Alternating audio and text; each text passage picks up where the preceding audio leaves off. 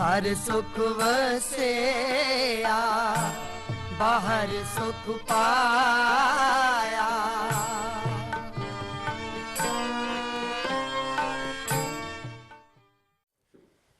वाहिगुरू जी का खालसा वाहिगुरू जी की फतेह। सिख चैनल के प्यारे दर्शकों, सिख चैनल वालों आप जी का बहुत बहुत स्वागत है। सरदूल सिंह मालवा वालों आप जी ने जी हैं।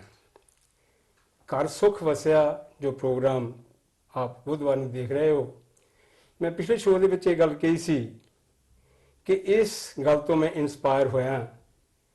घर सुख वसिया बाहर सुख पाया, इस नां की किताब वैसे तो गुरबाणी की ये तुक है। घर सुख वसिया बाहर सुख पाया, कहो नानक गुर मंत्र दृढ़ाया।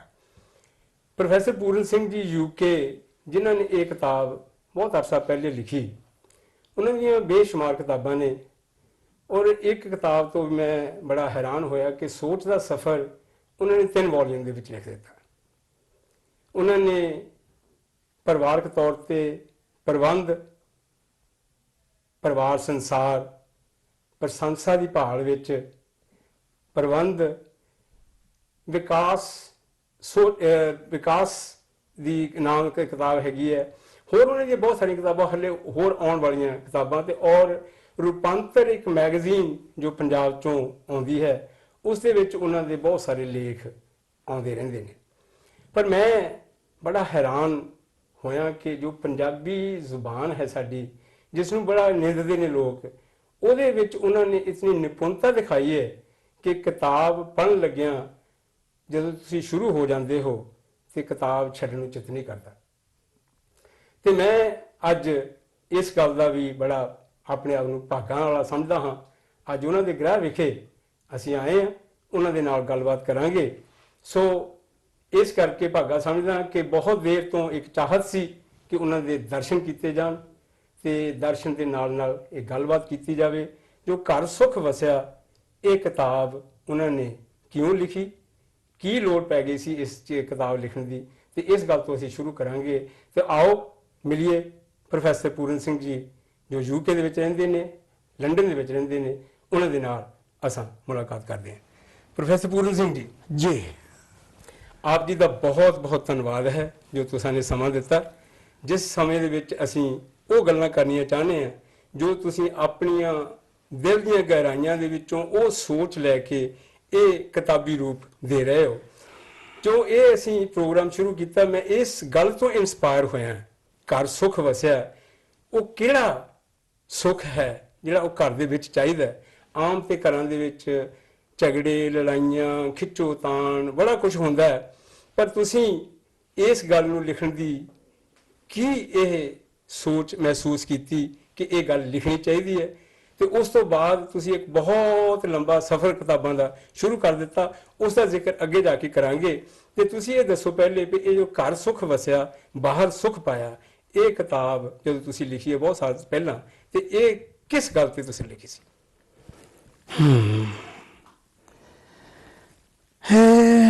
बड़ा अच्छा सवाल किया तुसां।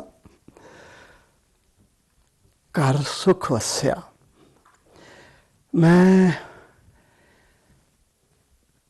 मनुखी जीवन की खुशी नूं, उहदे सुख नूं घर या परिवार नाल ही क्यों जोड़िया, असल च सवाल दा जी भाव विचों यह है। जी मैं काफ़ी लंबी जिंदगी जीवन तो बाद लिखना शुरू किया सी। मेरा ख्याल मैं 50 साल तो टप गया होया सा। जी उन्हें चिर विच मैनूं ये काफ़ी मेरे अनुभव च गल्लां आईयां कि मनुख जो कुछ भी बनना हुंदा है वो अपने घर विचों बन जाता है। जी साडा ये ख्याल है कि एजुकेशन नूं बनाउंदी है। ये भी ख्याल है लोगों का कि रिलीजन उहदियां बिहेवियर नूं, उहदे किसी हर किस्म दे उहदे रहन सहन नूं किसी न किसी तरीके नाल प्रभावित करता है। ये भी ख्याल है कि जिहो जिहो काम करेगा उहो जिहा हो जाएगा। इन्हां सारियां गल्लां नूं जो मैं वेख्या तो मैनूं इउं लगा भी मनुख दा सारा बिहेवियर डिसाइड करने वाली, डिटरमिन करने वाली, उसनों रूप रंग देने वाली चीज़ सब तो पहला परिवार है जी। ये दूसरिया चीज़ां उस ते थोड़ा बहुत प्रभाव पाउंदियां हन, मगर वो बुनियादी तौर पर किहो जिहा मनुख बनेगा ये परिवार डिसाइड कर दिंदा है, ये परिवार फैसला कर दिंदा है। पर तुसां ने परिवारक तौर ते परिवारक ढांचे के बारे भी बहुत कुछ लिखिया। तुसां ने परिवार की होंद जिहड़ी आ बहुत सदियां पहलां तक लै गए हो जदों तुसीं लिखण दे विच गल कीती है कि जिहड़ा परिवारक ढांचा है जिहड़ा साडा भी ये बहुत ही पुराना है ते उस परिवारक ढांचे नूं जिस वेले क्योंकि इत्थे दी गौरमेंट भी कहंदी है भी असीं अपनी जिहड़ी होंद सी उस नूं गवा चुके हैं ते वी आर लॉस्ट समवेयर ਤੇ ਤੁਸੀਂ ਉਹ ਜਿਹੜੀ ਗੱਲ ਹੈ ਤੁਸੀਂ ਉਸ ਨੂੰ ਫਿਰ ਇਕੱਠਾ ਕਰਨਾ ਚਾਹੁੰਦੇ ਆ ਵੀ ਜਿਹੜਾ ਉਹ ਪਰਿਵਾਰ ਢਾਂਚਾ ਜਿਹਦੇ ਵਿੱਚੋਂ ਇਹ ਗੱਲਾਂ ਜਿਹੜਾ ਇਨਸਾਨ ਬਣਨਾ ਉਸ ਬੱਚੇ ਨੇ ਕੱਲ ਨੂੰ ਵਕੀਲ ਬਣਨਾ ਉਹਨੇ ਜੱਜ ਬਣਨਾ ਉਹਨੇ ਕੁਝ ਵੀ ਬਣਨਾ ਹੈ ਤੇ ਉਹ ਉਸ ਚੀਜ਼ ਤੋਂ ਘਰ ਤੋਂ ਸ਼ੁਰੂ ਹੁੰਦੀ ਹੈ ਹਾਂਜੀ ਤੁਸੀਂ ਇਹ ਗੱਲ ਜਿਹੜੀ ਹੈ ਨਾ ਵੀ ਤੁਸੀਂ ਇਹ ਸਮਝਦੇ ਹੋ ਕਿ ਜਿਹੜਾ ਪਰਿਵਾਰ ਢਾਂਚਾ ਸਾਡਾ ਉਹ ਤੇੜ ਆ ਗਈ ਹੈ ਉਹਦੇ ਵਿੱਚ ਟੁੱਟ ਚੁੱਕਿਆ ਹੈ उस आई है जरूर गल आई है क्योंकि जो बाहरले हालात ने परिवार को प्रभावित करते हैं मगर जो शुरू तो शुरू करिए तो परिवार बहुत पुराना है ये मनुख की इस धरती उत्ते जदों की कोई हाज़री हुई है जदों तो ये प्रगट होया है उदों तो पुराना है ये पशु पंछियों में भी है और ये भी है कि ये उन्होंने लाइफ लॉन्ग रिलेशनशिप होंगे ने उन्होंने पूरे पूरे जीवन तक उन्होंने संबंध बने रहते हैं ये सारा कुछ है ये स्टडी बड़ी वड्डी है जी ये डार्विन तो बाद होने वाले पिछे तुरन वाले बंदे हैं वो इस बहुत ज़्यादा वाधा करी जा रहे हैं बहुत ज़्यादा इसकी खोज हो रही है और ये देखा जा सकता है कि ये परिवार कितनी कि ज़्यादा अहमियत रखने वाली चीज़ है मगर जो तुम कहते भी त्रेड़ा आ गई त्रेड़ा तो फिर जिस तरह असीं जीवांगे जे कदी होर तुहाडे नाल बहुतियां गल्लां करन दा मौका बनदा रहा तो फिर ये देखांगे कि मनुख जिहड़ा जी तुसीं पशुआं वाल अगर चले जाओ हुण भी देखो उन्हां नाल कोई एहसान करदा देखो बंदे किसी नूं कोई प्रेम करदा देखो तो वो अपनी सारी रुचि बदल के अपने अंदरलियां सारियां भावनावां उत्ते काबू भर के अपने विचली पाशविकता जांगलीत नूं छड्ड के वो मनुख नालों भी ज़्यादा प्यारे बन जांदे हैं। मैं टैलीविजन पर वेखना कई बार भी एक आदमी आता वो मगरमच्छ नाल प्यार हो गया कोई जख्मी सी उन्हें उन्होंने इलाज कर दिता कि जाके दवाई दुई ला लो के वो पीड़ सी फिर वो पीड़ खत्म हो गई हुण वो टैलीविजन पर मैं एक दिन प्रोग्राम वेख रहा था कि वो मगरमच्छ के नाल ही सौंदा है वो इकट्ठे खाते हैं वो अपना सिर वो मूँह खोल दिंदा अपना मूँह सिर दे दिंदा यानी उसकी सारी नेचर उसका सारा सुभाव उस विचली सारी हिंसा उस किसी बिहेवियर ने कवर कर ली जे ये चीज़ें ना असर पा सकती है तो जी माड़ियां गल्लां ने वो इंसान नूं माड़ा ही बना सकते हैं उन्होंने जिक्र कोई बाद करांगे किस तरह ये टुट गया पर हुण मैं कहना भी परिवार जो है ना वो ये तो ही शुरू हुई है साडी सभ्यता जी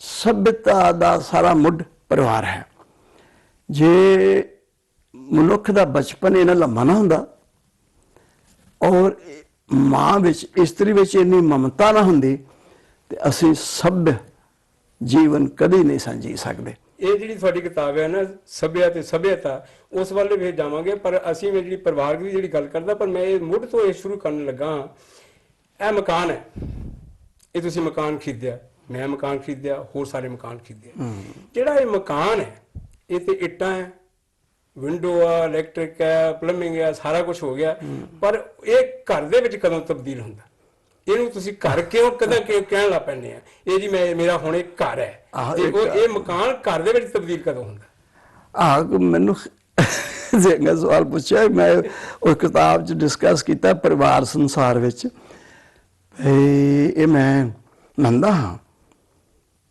कि इट्टां पत्थरां दे ढांचे नूं ਉਹਦੀ बनावट ਨੂੰ ਉਹਦੇ ਨਾਲ ਬਣੇ ਹੋਏ ਕੋਠਿਆਂ ਨੂੰ ਅਸੀਂ ਘਰ ਨਹੀਂ ਕਹਿੰਦੇ ਜਿੰਨਾ ਚਿਰ ਉਹਦੇ ਵਿੱਚ ਇੱਕ ਸੁਖੀ ਖੁਸ਼ ਪਰਿਵਾਰ ਨਾ ਵਸ ਰਿਹਾ ਹੋਵੇ ਜਿਸ ਪਰਿਵਾਰ ਦੇ ਜੀ ਇੱਕ ਦੂਜੇ ਦੀ ਰਿਸਪੈਕਟ ਇੱਜ਼ਤ ਕਰਦੇ ਹੋਣ ਜੇ ਉਹ ਨਹੀਂ ਵਸ ਰਿਹਾ ਤੇ ਉਹ ਘਰ ਅਜੇ ਘਰ ਨਹੀਂ ਬਣਿਆ ਜੀ ਇਸ ਗੱਲ ਨਾਲ ਸਹਿਮਤ ਹੁੰਦਿਆਂ ਹੋਇਆ ਮੈਂ ਕਹੂੰਗਾ ਕਿ ਇੱਟਾਂ ਪੱਥਰਾਂ ਦੀ ਤਰਤੀਬ ਵੀ ਪਰਿਵਾਰ ਦੇ ਜੀਆਂ ਨੂੰ ਪਰਿਵਾਰ ਬਣਾਉਣ ਵਿੱਚ ਇੱਕ ਹਿੱਸਾ ਰੱਖਦੀ ਹੈ, ਇੱਕ ਪ੍ਰਭਾਵ ਰੱਖਦੀ ਹੈ। ਅੱਛਾ ਜੀ। ਉਹ ਇਸ ਤਰ੍ਹਾਂ ਕਿ ਆ ਇੰਡਸਟਰੀਅਲ ਰੈਵੋਲੂਸ਼ਨ ਤੋਂ ਮਗਰੋਂ ਜਿੰਨੇ ਵੀ ਘਰ ਬਣੇ ਨੇ ਇਸ ਮੁਲਕ 'ਚ ਖਾਸ ਤੌਰ ਤੇ ਮੈਂ ਬਹੁਤਾ ਮੈਂ ਵੇਖਿਆ ਨਹੀਂ, ਯੂਰਪ ਵਿੱਚ ਜਾ ਕੇ ਜੇ ਕਦੀ ਗਿਆ ਤੇ ਐਵੇਂ ਥੋੜਾ ਬਹੁਤਾ ਫਿਰ ਤੁਰ ਕੇ ਆਊ ਗਿਆ, ਮੇਰੇ ਕੋਲ ਬਹੁਤਾ ਫਿਰਿਆ ਵੀ ਨਹੀਂ ਜਾਂਦਾ ਰਿਹਾ ਤੇ ਕਿਤਾਬਾਂ ਪੜ੍ਹਨ ਦਾ ਬੜਾ ਸ਼ੌਕ ਰਿਹਾ। ਪਰ ਮੈਂ ਇਹ ਚੀਜ਼ ਜ਼ਰੂਰ ਦੇਖੀ ਵੀ ਇਸ ਮੁਲਕ 'ਚ ਯੂਰਪ ਦੇ ਮੁਲਕਾਂ ਨਾਲੋਂ ਇਸ ਮੁਲਕ 'ਚ ਜ਼ਿਆਦਾ ਲੋਕ ਆਪਣੇ ਮਕਾਨਾਂ 'ਚ ਰਹਿੰਦੇ ਆ ਜੀ।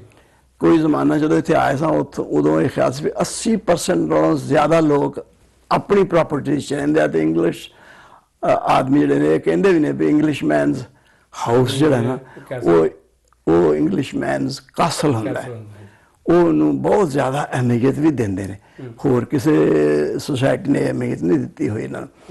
ਤੋ ਘਰ ਹੁਣ ਜੇ ਇੱਥੇ ਇੰਨਾ ਅਹਿਮ ਚੀਜ਼ ਹੈ ਜੀ ਜ਼ਿੰਦਗੀ ਵਿੱਚ ਤੇ ਫਿਰ ਵੀ ਇਹ ਕੀ ਗੱਲ ਹੈ ਕਿ ਅੱਜ ਜਦੋਂ ਵੀ ਅਸੀਂ ਗੱਲ ਕਰਨੇ ਸੀ ਕਹਿੰਦੇ ਇੰਡਸਟਰੀਅਲ ਸੁਸਾਇਟੀ ਨੇ ਪਰਿਵਾਰਾਂ ਨੂੰ ਤੋੜ ਦਿੱਤਾ, ਜਦ ਕਿ ਇਹ ਉਹਦਾ ਕਾਸਲ ਹੈ, ਆਪਣੇ ਕਾਸਲ 'ਚ ਰਹਿੰਦਿਆਂ ਹੋਇਆ ਇਹਨਾਂ ਨੂੰ ਇਹ ਕੀ ਹੋ ਗਿਆ ਜੀ।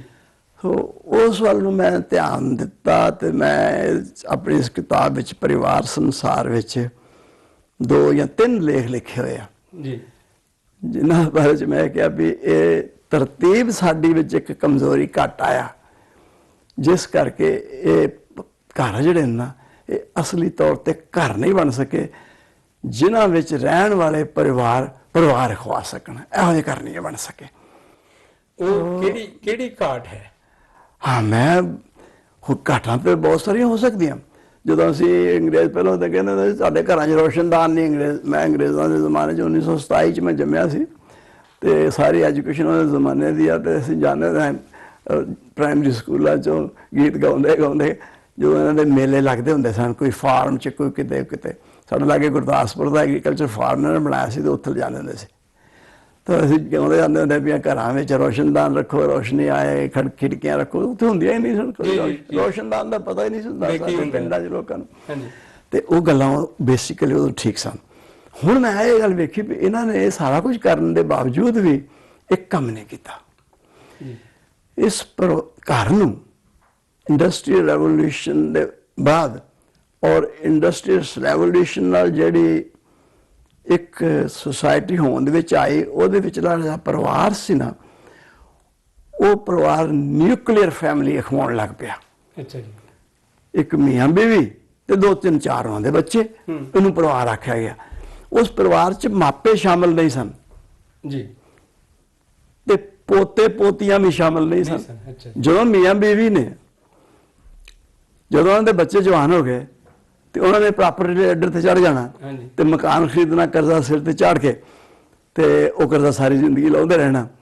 ਉਹਨਾਂ ਦੇ ਬੱਚੇ ਉਹ ਉਸ ਘਰ ਨੂੰ ਘਰ ਨਹੀਂ ਰਹਿਣ ਦਿੰਦਾ। ਮੈਂ ਸਮਝਣਾ ਘਰ ਉਹ ਹੈ ਜਿੱਤੇ ਵਿੱਚ ਕਮ ਸੇ ਕਮ 3 ਪੀੜ੍ਹੀਆਂ ਰਹਿੰਦੀਆਂ, ਬਾਬੇ ਦਾਦੀ ਬਾਬਾ ਵੀ ਉੱਥੇ ਹੋਣ, ਪਿਓ ਪੁੱਤ ਤੇ ਮਾਂ ਧੀ ਯਾਨੀ ਪੁੱਤ ਪੋਤਾ ਵੀ ਉੱਥੇ ਹੋਵੇ, ਜੇ ਪੋਤੇ ਵੀ ਹੋਣ ਉੱਥੇ, ਫਿਰ ਅਸਲੀ ਘਰ ਬਣਦਾ ਕਿਉਂਕਿ ਇਹ ਫੈਮਿਲੀ ਦਾ ਸਾਰਾ ਹਿੱਸਾ ਹੈ। ਮੈਂ ਇਹ ਸਮਝਦਾ ਵੀ ਮੇਰਾ ਆਪਣੇ ਬੱਚਿਆਂ ਨਾਲ ਸੰਬੰਧ ਹੈ ਆ, ਮਗਰ ਮੇਰਾ ਉਹਨਾਂ ਨਾਲੋਂ ਜਿਹੜਾ ਉਹ ਕਹਿੰਦੇ ਨਾ ਜਿਹੜਾ ਮੂਲ ਨਾਲੋਂ ਵਿਆਜ ਜ਼ਿਆਦਾ ਪਿਆਰਾ ਹੁੰਦਾ ਹੈ। ਹਾਂਜੀ, ਇਹ ਕਿਹਾ ਜਾਂਦਾ ਆਮ ਕਿਹਾ ਤੇ ਜਾਂਦਾ ਹੈ, ਮਗਰ ਉਹਨੂੰ ਪਿਆਰਾ ਸਮਝਿਆ ਕੋਈ ਨਹੀਂ ਜਾਂਦਾ। ਉਹ ਕਦੇ ਆ ਕੇ ਦਾਦੀਆਂ ਵੱਲੋਂ ਇੱਥੇ ਆ ਜਾਣਾ ਮੁਲਕਾਂ 'ਚ ਕਦੇ ਕੋਈ ਆ ਜਾਂਦਾ ਹੋਊ ਪ੍ਰੈਜ਼ੈਂਟ, ਉਹਨਾਂ ਨੂੰ ਕਾਰਡ ਉਹ ਕਰ ਦਿੰਦੇ ਹੋਣਗੇ, ਟੈਲੀਫੋਨ ਕਰ ਦਿੰਦੇ ਹੋਣਗੇ, ਹੈਪੀ ਕ੍ਰਿਸਮਸ ਕਹਿ ਦਿੰਦੇ ਆ। ਇਹ ਕੋਈ ਰਿਸ਼ਤਾ ਨਹੀਂ ਹੈ, ਕੋਈ ਸੰਬੰਧ ਨਹੀਂ ਹੈ ਜਿੰਨਾ ਚਿਰ ਨਾਲ ਜੀਵਿਆ ਨਾ ਜਾਏ। ਕੀ ਤੁਸੀਂ ਇਹ ਸਮਝਦੇ ਹੋ ਕਿ ਜੋ ਆਪਣੇ ਪਰਿਵਾਰ ਨੇ ਜਾਂ ਸਿੱਖਾਂ ਦੇ ਜਾਂ ਏਸ਼ੀਅਨ ਦੇ ਪੰਜਾਬੀ ਜੋ ਵੀ ਹੈ, ਜਿਹੜੀ ਤੁਸੀਂ ਇਹ ਮਿਸਾਲ ਅੰਗਰੇਜ਼ਾਂ ਦੀ ਮਿਸਾਲ ਦੇ ਰਹੇ ਹੋ, ਤੇ ਕੀ ਸਾਡੇ ਪਰਿਵਾਰਾਂ ਦੇ ਵਿੱਚ ਇਹ ਘਰ ਕਰ ਗਈ ਹੈ ਜਾਂ ਇਨਫਿਲਟਰੇਟ ਹੋ ਗਈ ਗੱਲ ਇਹ, ਤੇ ਇਸ ਕਰਕੇ ਬੱਚੇ ਜਾਂ ਪਰਿਵਾਰ ਸੁਖੀ ਨਹੀਂ ਹੈ? ਬਿਲਕੁਲ ਇਹ ਗੱਲ ਮੈਂ ਇਹਨੂੰ ਸਮਝਦਾ ਹਾਂ ਕਿ ਇਹ ਹੈ ਇਹਦਾ ਅਸਰ, ਕਿਉਂਕਿ ਜਿਹੜੇ ਮਕਾਨ ਸਨ ਉਹਨਾਂ ਨੇ ਸਾਡੇ ਉੱਤੇ ਪ੍ਰਭਾਵ ਪਾਉਣਾ ਹੀ ਸੀ। ਭਾਵੇਂ ਹਿੰਦੁਸਤਾਨ ਤੋਂ ਆਏ ਹੋਈਏ ਭਾਵੇਂ ਜਾਪਾਨ ਤੋਂ ਆਏ ਹੋਈਏ, ਉਹਨਾਂ ਨੇ ਇਹ ਪ੍ਰਭਾਵ ਪਾਉਣਾ ਹੀ ਪਾਉਣਾ ਹੈ। ਜੇ ਤੇ ਕੋਈ ਉਸੇ ਤਰ੍ਹਾਂ ਦੇ ਪਰਿਵਾਰ ਚ ਰਹਿੰਦਾ ਆ ਰਿਹਾ ਤੇ ਉਹਨੂੰ ਜ਼ਰਾ ਘੱਟ ਮਹਿਸੂਸ ਹੋਏਗਾ, ਤੇ ਜਿਹੜਾ ਕੋਈ ਹਿੰਦੁਸਤਾਨ ਚੋਂ ਆਇਆ ਹੋਇਆ ਨਾ ਉਹਨੂੰ ਜ਼ਿਆਦਾ ਮਹਿਸੂਸ ਹੋਏਗਾ। ਪਰ ਉਹ ਕਹੇਗਾ ਨਹੀਂ ਪੂਰਨ ਸਿੰਘ ਤੇਰੀ ਇਹ ਗੱਲ ਗਲਤ ਹੈ, ਹਿੰਦੁਸਤਾਨ ਚ ਵੀ ਪਰਿਵਾਰਾਂ ਚ ਏਦਾਂ ਟੁੱਟ ਭੱਜ ਹੋ ਹੀ ਰਹੀ ਹੈ, ਉੱਥੇ ਵੀ ਇਹੋ ਕੁਛ ਹੈ। ਤੇ ਮੈਂ ਇਹ ਸਮਝਦਾ ਵੀ ਕਾਰਨ ਉੱਥੇ ਵੀ ਇਹੋ ਹੀ ਹੈ। ਇਹ ਮਤਲਬ ਇੱਥੇ ਦੀ ਹਵਾ ਉੱਥੇ ਵੀ ਪਹੁੰਚ ਗਈ ਹੋਈ ਹੈ। ਹਾਂਜੀ, ਕਿੰਨੇ ਕਿੰਨੇ ਵੱਡੇ ਭਾਰੇ ਕਾਰਨ ਹੁਣ ਭਾਵੇਂ ਇੱਥੋਂ ਅੱਜ ਪਹਿਲਾਂ ਮੈਂ ਗੱਲ ਕਰਾਂ ਜਿਹੜਾ ਮੈਨੂੰ ਇੱਥੇ ਲੱਗੀ ਔਰ ਜਿਹਦਾ ਮੈਂ ਚਾਹੁੰਦਾ ਕਿ ਇਹ ਸੁਸਾਇਟੀ ਬਦਲ ਵੀ ਸਕਦੀ ਹੈ ਔਰ ਆਪਣੇ ਆਪ 'ਚ ਇੰਪਰੂਵਮੈਂਟ ਪੈਦਾ ਕਰ ਸਕਦੀ ਹੈ। ਉਹ ਕੀ ਹੈ ਕਿ ਜੇ ਕਦੀ ਇੱਕ ਕਮਰਾ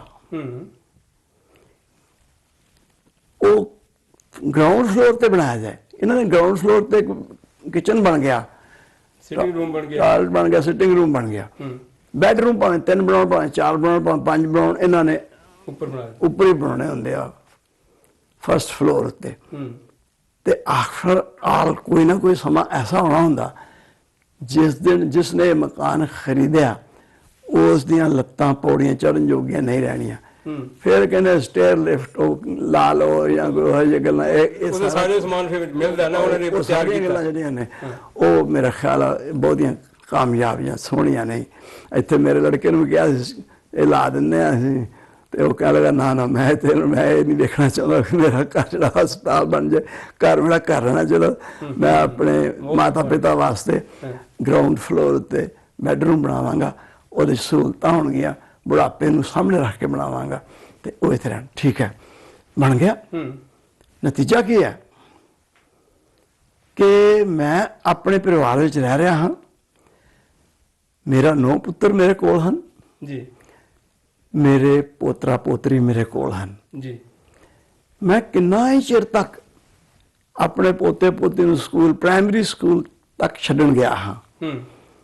ਔਰ ਮੈਂ ਜਦੋਂ ਉੱਥੋਂ ਵਾਪਸ ਆਉਂਦਾ ਸਾਂ, ਜਾਣ ਲੱਗਿਆ ਤੇ ਨਹੀਂ ਸੀ ਕਰਦਾ ਹੁੰਦਾ ਨਿਖਿਲ ਮੇਰਾ ਪੋਤਰਾ, ਪਰ ਜਦੋਂ ਆਉਣ ਲੱਗਦਾ ਤਾਂ ਮੈਨੂੰ ਕਹਿੰਦਾ ਸੀ ਮੈਨੂੰ ਕਿਨਾਰੇ ਚੁੱਕ ਕੇ ਲੈ ਜਾ, ਪਿੱਗੀ ਬੈਕ।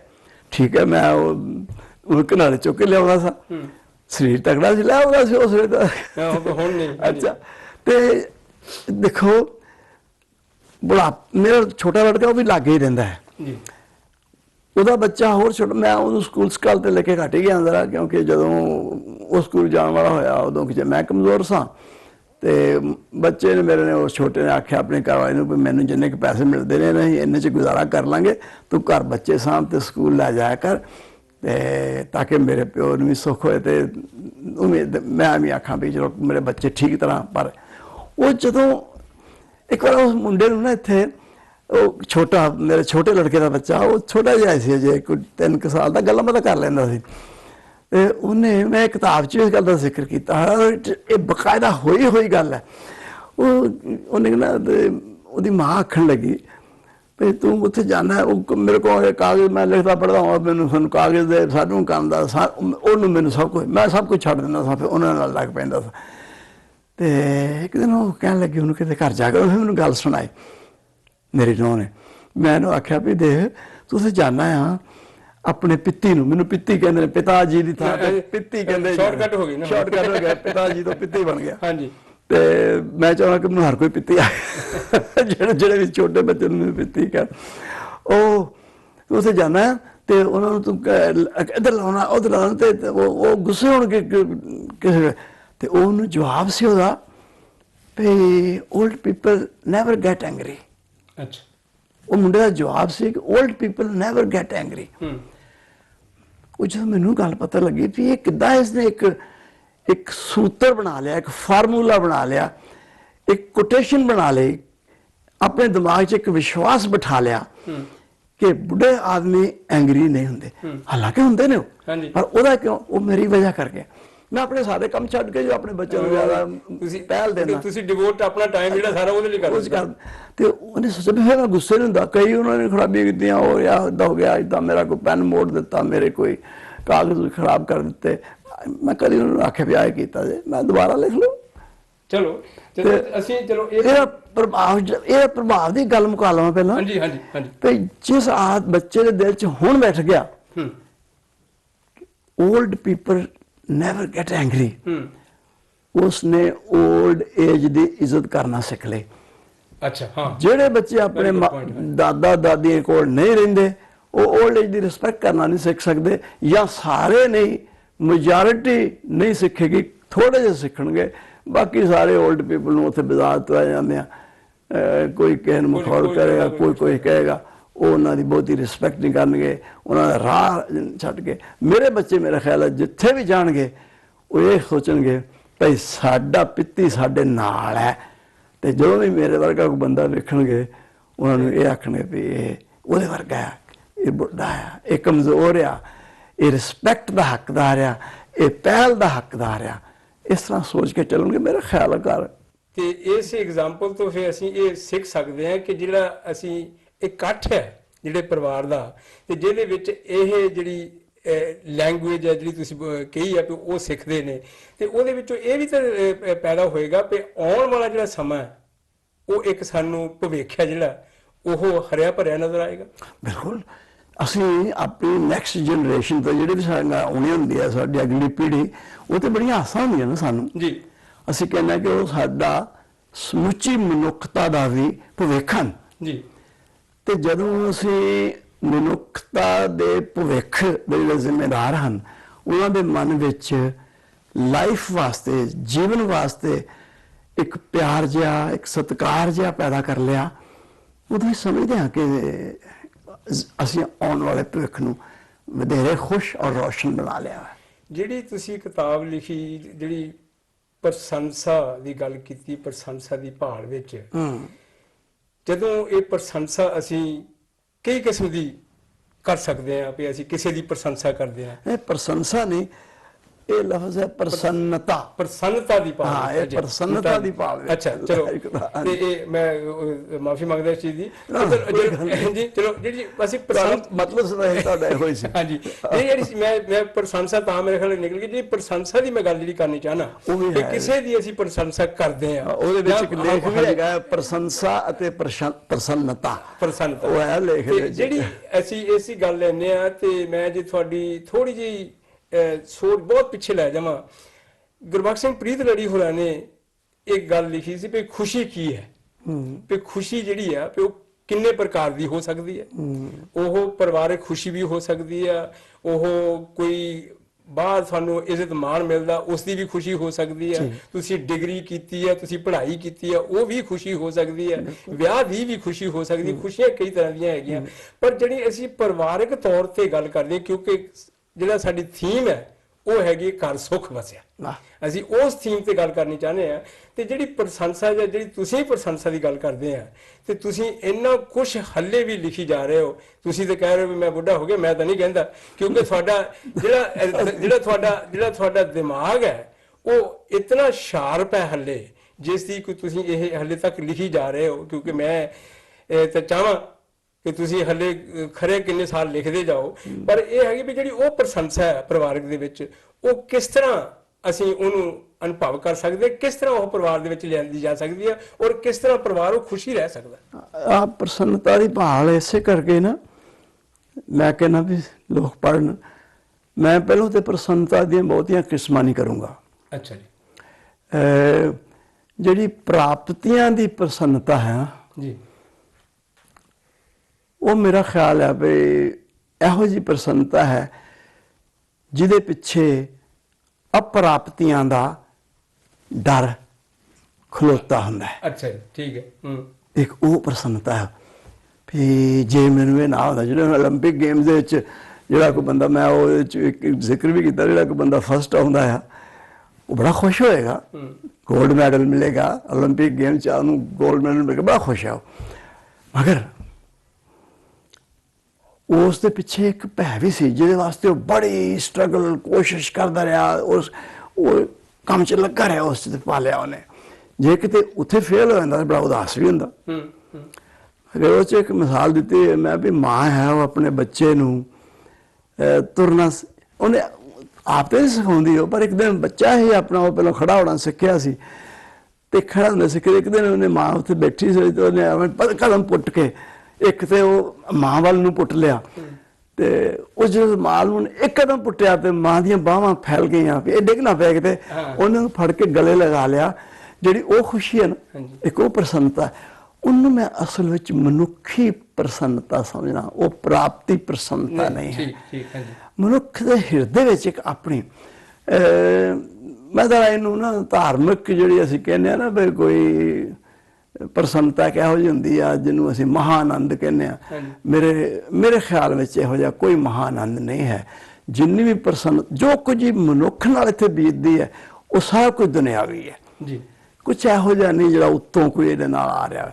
ਔਰ ਪ੍ਰਸੰਨਤਾ ਨੂੰ ਮੈਂ ਕਿਸੇ ਬਾਹਰੋਂ ਕਿਸੇ ਪਰਲੋਕ ਵਿੱਚੋਂ ਆਈ ਹੋਈ ਪ੍ਰਸੰਨਤਾ ਮੰਨਣ ਨੂੰ ਤਿਆਰ ਨਹੀਂ, ਕਿਉਂਕਿ ਜੇ ਇਦਾਂ ਮੰਨ ਲਈਏ ਤੇ ਫਿਰ ਅਸੀਂ ਪ੍ਰਸੰਨਤਾ ਵਾਲਾ ਸੁਭਾਅ ਬਣਾਉਣਾ ਛੱਡ ਦਿਆਂਗੇ, ਆਖਾਂਗੇ ਰਾਮ ਰਾਮ ਜਪੀ ਜੋ ਆਪੇ ਪ੍ਰਸੰਨ ਹੋ ਜਾਵਾਂਗੇ ਨਾ। ਉਹ ਨਹੀਂ, ਉਹ ਗੱਲ ਨਹੀਂ ਮੈਂ ਮੰਨਦਾ। ਇਹ ਇੱਕ ਸੁਭਾਅ ਹੈ, ਇੱਕ ਐਟੀਟਿਊਡ ਹੈ ਜ਼ਿੰਦਗੀ ਵੱਲ ਨੂੰ ਆਪਣੇ ਵਿਵਹਾਰ ਨੂੰ ਸੋਹਣਾ ਬਣਾਉਣ ਦਾ ਇੱਕ। ਘਰ ਸੁਖ ਵਸਿਆ ਬਾਹਰ ਸੁਖ ਪਾਇਆ।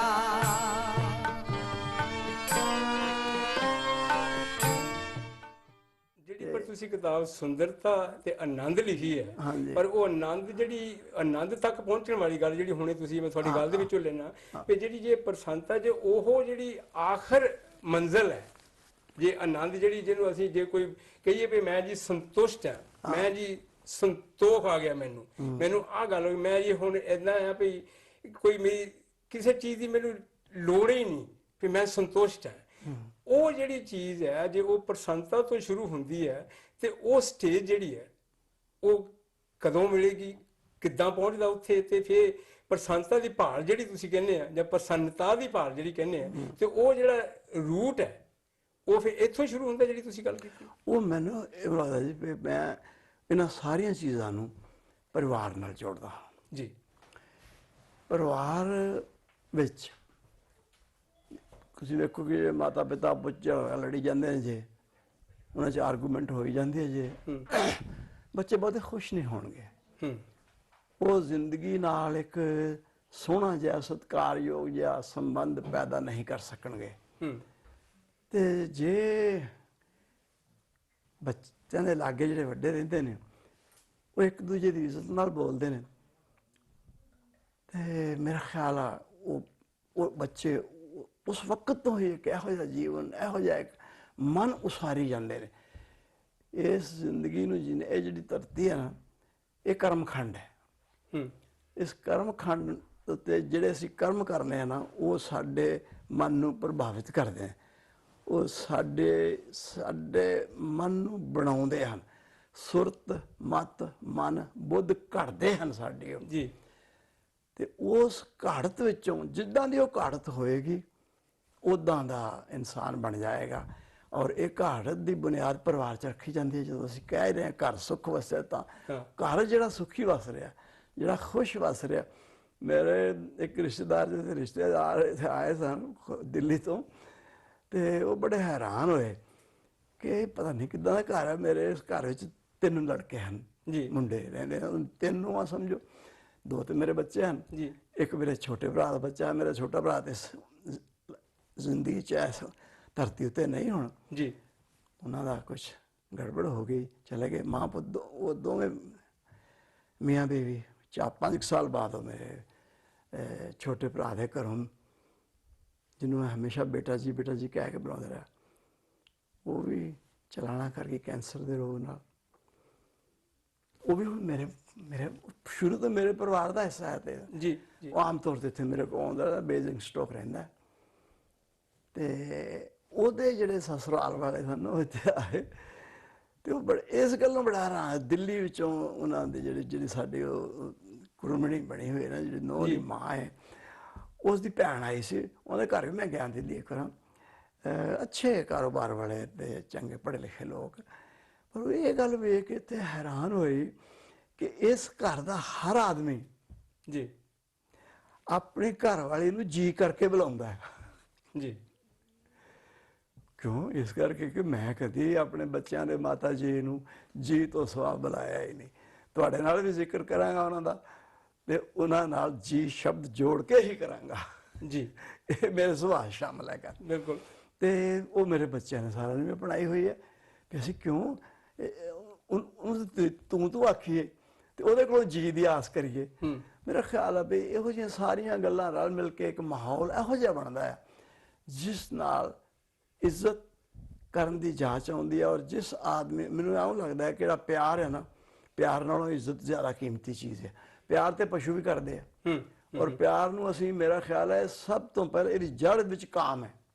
ਜਿਹੜੀ ਉਤਪਤੀ ਦੀ ਇੱਛਾ ਹੈ ਉੱਥੋਂ ਹੀ ਪਿਆਰ ਸ਼ੁਰੂ ਹੋਇਆ। ਤੇ ਜਿੰਨਾ ਇਤਿਹਾਸ ਪੜ੍ਹ ਲਓ, ਜਿੰਨਾ ਮਰਜ਼ੀ ਕਿਤਾਬਾਂ ਭਾਵੇਂ ਗ੍ਰੰਥ ਪੜ੍ਹ ਲਓ ਤੇ ਭਾਵੇਂ ਧਾਰਮਿਕ ਪੜ੍ਹ ਲਓ, ਉਹਦੇ ਵੀ ਸੇਜ ਸੁਹਾਵੜੀ ਦਾ ਜ਼ਿਕਰ ਆਏਗਾ ਤੇ ਸੀਤਲ ਪਵਨ ਜੁਲਾਰ ਦੇ ਤੇ ਪਿਰੀ ਵਿਹੂਣੀ ਤੱਤੀਆਂ, ਉੱਥੇ ਵੀ ਮਿਸਾਲ ਆਏਗੀ। ਸੋ ਇਹ ਕਾਮ ਦਾ ਹਿਸਾਬ ਦਾ ਹੈ, ਇਹ ਜ਼ਿੰਦਗੀ ਦੀ ਉਤਪਤੀ ਨਾਲ ਹੈ। ਤੇ ਇਹ ਪਿਆਰ ਉਹਦਾ ਇੱਕ ਵਿਖਾਵਾ ਉਸ ਗੱਲ ਦਾ। ਤੇ ਪਿਆਰ ਤੇ ਪਸ਼ੂਆਂ 'ਚ ਵੀ ਆ, ਮਗਰ ਸਭਿਅਤਾ ਪਸ਼ੂਆਂ 'ਚ ਨਹੀਂ ਜੀ। ਉਸ ਪਿਆਰ ਨੂੰ ਕਿਸੇ ਢੰਗ ਨਾਲ ਜੇ ਮੋੜ ਲਿਆ ਜਾਏ ਤੇ ਉਹ ਵੀ ਸਭਿਅਤਾ ਪਸ਼ੂਆਂ ਵਰਗਾ ਬਿਹੇਵ ਕਰਨਾ ਸ਼ੁਰੂ ਕਰ ਦਿੰਦੇ। ਮੈਂ ਪਹਿਲਾਂ ਕਿਹਾ ਸੀ ਵੀ ਇੱਕ ਮਗਰਮੱਛ ਕਰਦਾ ਮੈਂ ਵੇਖਿਆ, ਸ਼ੇਰ ਨਾਲ ਤੁਰੇ ਫਿਰਦੇ ਲੋਕਾਂ ਦੇ ਜਿਨ੍ਹਾਂ ਨੇ ਪਿਆਰ ਨਾਲ ਪਾਲਿਆ ਹੋਇਆ। ਇਹ ਤੁਸੀਂ ਆਪ ਵੇਖੋ ਕਦੀ ਜੀ। ਹਾਂਜੀ, ਤੇ ਉਹ ਇਹ ਸਾਰਾ ਕੁਝ ਹੋ ਸਕਦਾ ਹੈ, ਮਗਰ ਸਭਿਅਤਾ ਮਨੁੱਖ ਨੇ ਹੀ ਆਰੰਭੀ। ਤੇ ਉਹ ਸਭਿਅਤਾ ਦਾ ਆਰੰਭ ਪਿਆਰ ਵਿੱਚ ਨਹੀਂ, ਮਮਤਾ ਵਿੱਚ ਸੀ। ਮਮਤਾ ਪਿਆਰ ਨਹੀਂ ਹੈ ਜੀ। ਇਹ ਫਿਰ ਕਹਾਂ ਮੈਂ, ਮਮਤਾ ਪਿਆਰ ਨਹੀਂ ਹੈ। ਪਿਆਰ ਜਿਹੜਾ ਰਿਸ਼ਤਾ ਹੈ ਉਹ ਤੋਂ ਬੱਚੇ ਪੈਦਾ ਹੁੰਦੇ ਹਨ ਜੀ। ਮਮਤਾ ਜਿਹੜਾ ਰਿਸ਼ਤਾ ਹੈ ਉਹ ਤੋਂ ਸਭਿਅਤਾ ਪੈਦਾ ਹੁੰਦੀ ਹੈ। ਮੈਂ ਇੱਕ ਹੋਰ ਸਾਡੇ ਕੋਲ ਇਸੇ ਦਾ ਜਿਹੜਾ ਸੁੱਖ ਤਾਂ ਹੈਗੀ ਗੱਲ, ਪਰ ਜਦੋਂ ਪਰਿਵਾਰਾਂ ਦੇ ਵਿੱਚ ਇਹ ਗੱਲ ਆ ਜਾਂਦੀ ਆ, ਫਰਜ਼ ਕਰੋ ਕੋਈ ਪਰਿਵਾਰ ਐਸਾ ਬੇਔਲਾਦਾ ਪਰਿਵਾਰ, ਤੇ ਕੋਈ ਵੀ ਕਾਰਨ ਹੋ ਸਕਦਾ, ਤੇ ਉਸ ਤੋਂ ਬਾਅਦ ਜਦੋਂ ਬੱਚਾ ਜੇ ਫਰਜ਼ ਕਰੋ ਪੈਦਾ ਵੀ ਹੁੰਦਾ, ਮੈਂ ਅੱਗੇ ਵੀ ਪਿੱਛੇ ਗੱਲ ਕੀਤੀ ਸੀ, ਤੇ ਫਿਰ ਸਾਡੇ ਅੰਦਰ ਇੱਕ ਉਹ ਡਰ ਜਾਂ ਉਹ ਪਾਇਆ ਜਾਂਦਾ, ਇਹਨੂੰ ਜੀ ਉੱਥੇ ਲੈ ਕੇ ਜਾਓ, ਇਹਨੂੰ ਆਹ ਕਰੋ, ਇਹਨੂੰ ਉਹ ਕਰੋ। ਇਸ ਚੀਜ਼ ਦੇ ਸ਼ਿਕਾਰ ਪਰਿਵਾਰ ਬਹੁਤ ਨੇ, ਬਿਲਕੁਲ ਬਹੁਤ ਜ਼ਿਆਦਾ। ਮੇਰਾ ਕੰਨ ਵੇਖੋ ਆਇਆ ਮੋਰੀ ਦੇਖਦੀ ਹਾਂਜੀ, ਇਹ ਮੇਰੇ ਪਿਤਾ ਜੀ ਜਾਂ ਉਹਨਾਂ ਨੂੰ ਦੱਸਣ ਤੋਂ ਬਗੈਰ ਹੀ ਮੇਰੇ ਮਾਤਾ ਮੇਰੇ ਤੋਂ ਵੱਡੇ 3 ਬੱਚੇ ਉਹਨਾਂ ਨੇ ਪਰਲੋਕ ਸੁਧਾਰ ਗਏ। ਤੇ ਉਹਨਾਂ ਨੇ ਲੈ ਕੇ ਉੱਥੇ ਜੋ ਇੱਕ ਕੰਧ ਦੇ ਵਿੱਚ ਉਹਦੇ ਉਹ ਸੂਆ ਮਾਰ ਕੇ ਤੇ ਕਿੰਨਾ ਸਾਰਾ ਪੁੱਠਾ ਲਟਕਾ ਲੈਂਦਾ ਸੀ ਬੱਚੇ ਨੂੰ, ਤੇ ਉਹਦੇ ਚੋਂ ਸੂਤ ਕੇ ਤੇ ਖੂਨ ਕੱਢੀ ਜਾਂਦਾ ਸੀ ਉਹਦੇ ਚੋਂ। ਤੇ ਫਿਰ ਉਹ ਜੀ ਕਹਿੰਦਾ ਤਾਂਬੇ ਤਾਰ ਪਾ ਦਿਓ ਤੇ ਇਹਨੂੰ ਹਰ 10-15 ਦਿਨ ਨੂੰ ਐਵੇਂ ਘੁਮਾਉਂਦੇ ਰਹੋ ਤਾਂ ਕਿ ਜ਼ਖਮ ਛੇਤੀ ਰਾਜੀ ਨਾ ਹੋਏ ਤੇ ਹੋਰ ਖੂਨ ਨਿਕਲੇ। ਅੱਛਾ, ਤੇ ਉਹ ਕਹਿੰਦੇ ਵੀ ਉਸ ਤਰ੍ਹਾਂ ਨਾਲ ਪੂਰਨ ਸਿੰਘ ਬਚ ਗਿਆ।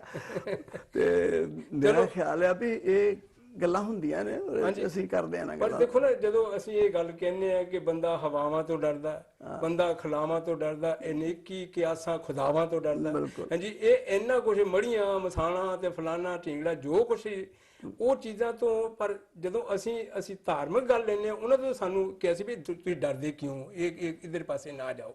ਪਰ ਫਿਰ ਹਾਲੇ ਵੀ ਇਹੋ ਜਿਹੇ ਅਗਾਂਹ ਵਧੂ ਮੁਲਕ ਦੇ ਵਿੱਚ ਆ ਕੇ ਵੀ ਇਹੋ ਜਿਹੀਆਂ ਗੱਲਾਂ ਹੋ ਰਹੀਆਂ ਹਨ। ਜੇ ਇਹ ਗੱਲਾਂ ਹੋਣਗੀਆਂ ਤੇ ਫਿਰ ਘਰ ਦੇ ਵਿੱਚ ਸੁੱਖ ਕਿਵੇਂ ਆਏਗਾ? ਨਹੀਂ ਆਏਗਾ ਨਾ, ਬਿਲਕੁਲ ਨਹੀਂ।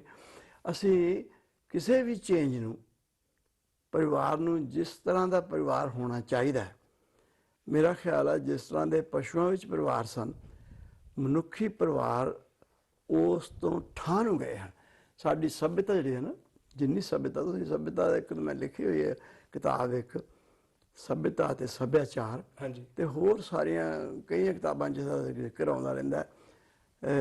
ਇੱਕ ਸ਼ੇਰ ਵੀ ਮੇਰੇ ਇੱਕ ਪਾਠਕ ਹਨ, ਕਰਨਲ ਸੁਖਦੇਵ ਰਾਜ, ਅੱਜ ਕੱਲ੍ਹ ਉਹ ਪੋਸਟ ਮਾਸਟਰ ਜਨਰਲ ਹਨ ਇੰਡੀਆ ਵਿੱਚ। ਤੇ ਉਹ ਜਦੋਂ ਟੈਲੀਫੋਨ ਕਰਨ ਮੈਨੂੰ ਕਈ ਸ਼ੇਰ ਸੁਣਾਉਂਦੇ ਰਹਿੰਦੇ। ਤੇ ਉਹਨਾਂ ਇੱਕ ਤਾਂ ਇਹ ਵੀ ਸੁਣਾਇਆ ਸੀ ਭਈ, ਨਾ ਸੇ मुशफ़िक़ से गुजरा है गुफ्तगू में जो वक्त।